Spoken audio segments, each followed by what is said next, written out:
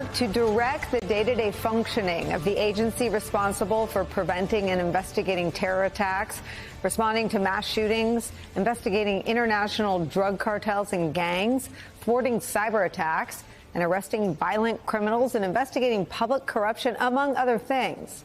Donald Trump has tapped a podcaster and right-wing media personality who once said this, quote, "My entire life right now is owning the libs." That person is named Dan Bongino. He will be the deputy director of the FBI, the number 2 at the country's top law enforcement agency. It is a job that does not require Senate confirmation. Not that Republicans have had any objection to any of Trump's picks anyway. But if you're not familiar with Bongino, here's a small sampling of the things he's had to say over the years. Trump is an apex predator. He's the Lion King.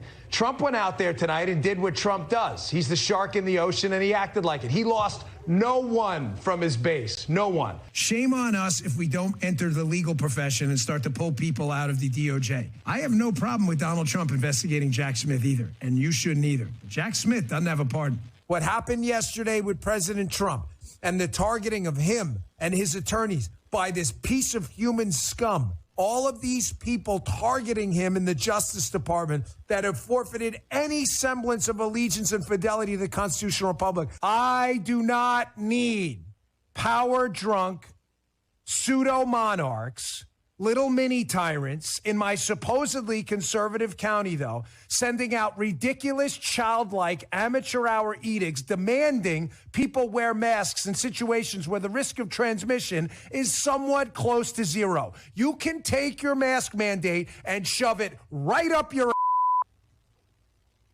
The Karate Man, I never thought I'd have to use it in real life.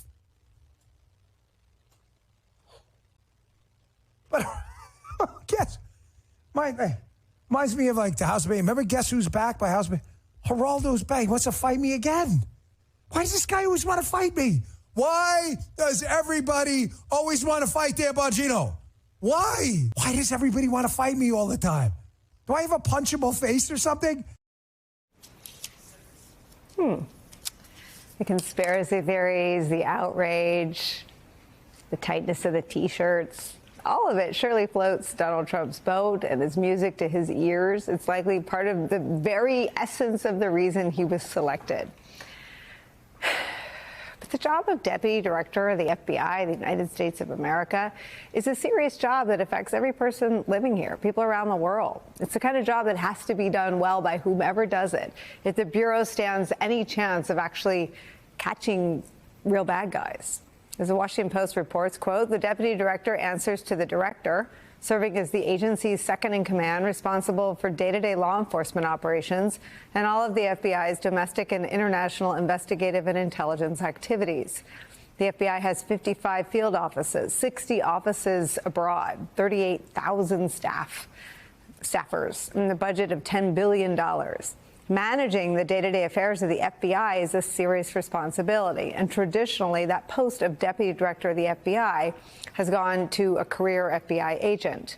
In fact, the FBI Agents Association says that in a meeting in January, before Kash Patel was confirmed, they told Patel this, quote, the FBI Deputy Director should continue to be an onboard active special agent. This has been the case for 117 years for many compelling reasons, including operational expertise and experience, as well as the trust of our special agent population. According to the FBI Agents Association, at the time, Kash Patel agreed and said that the job should go to a career FBI agent. Now, Patel either changed his mind or was overruled, but he's given an already wary workforce another reason to be suspicious and distrustful of him. And the FBI now has at its helm what the New York Times describes this way, quote, the least experienced leadership pair in the Bureau's history. Donald Trump's choice of a pro-Trump podcaster to be the number 2 at the FBI is where we start today.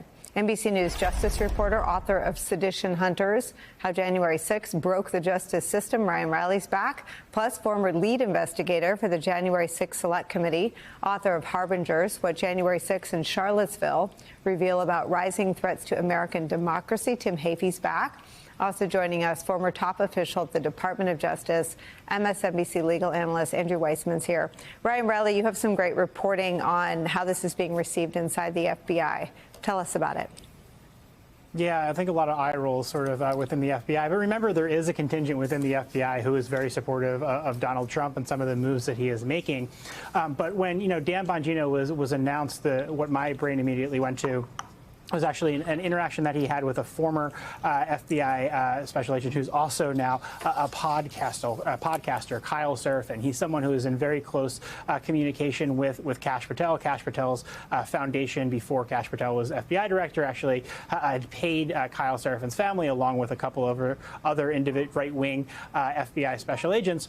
And there was this falling out because there's just disagreement about how this Mar-a-Lago raid was being discussed, because Dan Bongino accepted this sort of premise that there was something untoward about the Mar-a-Lago search, that the FBI had messed up there. And Kyle Seraphin looked at those documents and said that, no, this is actually really standard operating procedure. So there was this enormous falling out, even though basically Dan Bongino was the reason that Kyle Seraphin got onto the radar of Kash Patel and received that money. That's where he did his first interview, for example, when Kyle Seraphin was still this FBI whistleblower. There was this falling out over just basic facts because, Kyle, for everything about him, he's someone who is very much so about, establishing the facts. And the facts is that this was standard operating procedure, how that search was conducted. The FBI did not have a plot to assassinate Donald Trump when they searched Mar-a-Lago, when Donald Trump was all the way in New Jersey. So, you very quickly see this sort of breaking out into a different realm where, you have a deputy director of the FBI now who just doesn't seem very dedicated to the facts based on what you just presented there and based upon a lot of the rhetoric that we've seen previously. Of course, I should say Dan Bongino is, in his first appearance, I guess, today, or last show today, was saying that he's now taking on a different role. But within the Bureau, there's just, this comes on top of just so much in the past month plus that has really just rocked the Bureau to its core. This isn't going to help that entire situation, Nicole.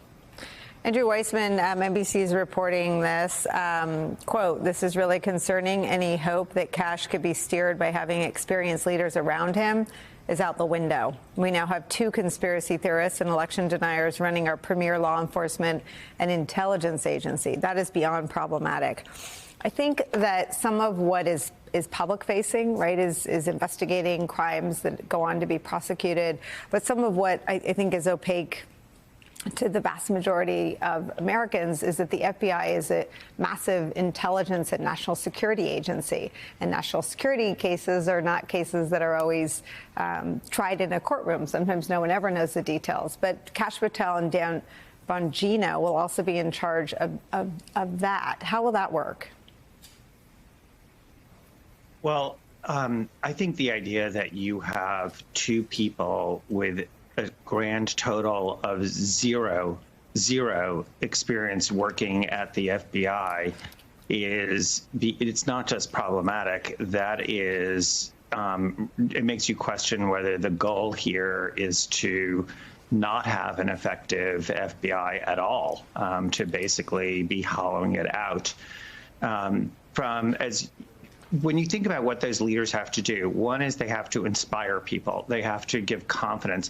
These are public servants who give up a lot, and you have to sort of make sure that they feel supported and that they are rewarded for doing a good job. But you also need people who can spot key issues, who can guide them appropriately. And if they don't have experience at the Bureau, neither one of them, I pray that they learn on the job quickly, but that is not what you want in this group, and particularly in the national security area. I remember Director Mueller, who I was the general counsel for, and it was a privilege to serve with him. I mean, you could feel every day that he and the deputy director, what weighed on them was the idea that there would be some terrorist incident here or abroad where people would be hurt. That is such, it's important to have that work ethic, but it's important to have that depth of experience to know where to look and what is noise and what is real. And that, to me, was the thing that I found remarkable in watching those two men, as well as Andrew McCabe and a host of other people. And the idea that you would pick people who don't have that skill set and hope that they get that skill set on the job is beyond, it's just beyond imaginable in terms of just from an apolitical perspective, what you want in terms of making this country safe.